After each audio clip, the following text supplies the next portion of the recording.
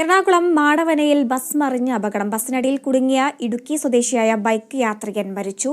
പരിക്കേറ്റ യാത്രക്കാരെ ആശുപത്രിയിലേക്ക് മാറ്റി. മാടവനയിൽ സിഗ്നൽ ലംഘനം പതിവെന്ന് പ്രദേശവാസികൾ ആരോപിച്ചു. കൊച്ചി മരടിനടുത്ത് മാടവനയിലാണ് അപകടം നടന്നത്. ബാംഗ്ലൂരിൽ നിന്ന് വടകരയിലേക്ക് പോവുകയായിരുന്ന NL01G2864 രജിസ്ട്രേഷനുള്ള കല്ലട ബസ്സാണ് അപകടത്തിൽപ്പെട്ടത്. ദേശീയപാതയ്ക്ക് കുറുകെയാണ് ബസ് മറിഞ്ഞത്. റെഡ് സിഗ്നലിൽ ബസ് നിർത്താനുള്ള ശ്രമത്തിൽ ബ്രേക്കിട്ടതാണ് അപകടത്തിന് കാരണമായത്. നിയന്ത്രണം നഷ്ടമായ ബസ് സമീപം നിർത്തിയിട്ട ബൈക്കിനു മുകളിലേക്ക് മറിയുകയായിരുന്നു. നിരവധി പേരെ സാരമായ പരിക്കുകളോടെ ആശുപത്രിയിൽ പ്രവേശിപ്പിച്ചു. ബസിന്റെ ചില്ല് പൊട്ടിച്ചാണ് യാത്രികരെ പുറത്തെത്തിച്ചത്. ഇവിടെ ഇത് സ്ഥിരമാണ് അപകടം സംഭവിക്കില്ല. ഒന്നാമത് സിഗ്നൽ നോക്കൂല. തെക്കോട്ടും വടക്കോട്ടും പോകുന്ന ഒരു വണ്ടിക്കാരും സിഗ്നൽ നോക്കൂല. പ്രത്യേകിച്ച് ബസ്സുകാർ ഇതുപോലെയുള്ള വണ്ടികൾ സിഗ്നൽ നോക്കാനാണ് കൂടി പോണത്. അവർ സിഗ്നൽ ആണെങ്കിൽ കട്ട് ചെയ്ത് പോകാനുള്ള ശ്രമത്തിലാണ് വന്നത്.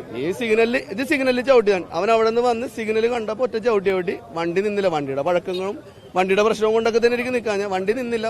വണ്ടി നേരെ സിഗ്നൽ പോസ്റ്റിൽ ഇടിച്ചിട്ടാ മറിഞ്ഞ്. ഒരു ബൈക്കാനുണ്ടായ സൈഡിൽ അയാളുടെ മേത്തേക്കാൻ മറിഞ്ഞു വീണ്.